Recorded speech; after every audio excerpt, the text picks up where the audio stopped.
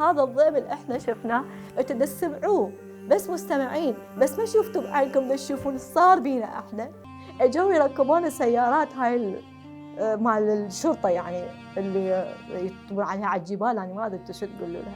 ركبونا على ذاك اخذونا الامن العامه. يا امن العامه احنا شفنا الدنيا مقلوبه وكون وكائنات، شلون يسيرون للأربعين يعني عين المشايه هيك مشايه كله يذبونه واحد على الاخ واحد على الاخ. امشي امشي امشي اطلع امشي اطلع.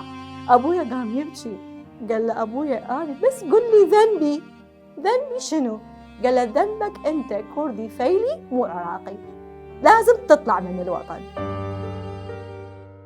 بحسرة وما تبحسرة وما تبحسرة، دموعي كانت تخرج، كان يقول لا تدفنوني بمي الزهراء، خلوني بالنجف إذا هو وإذا عمي.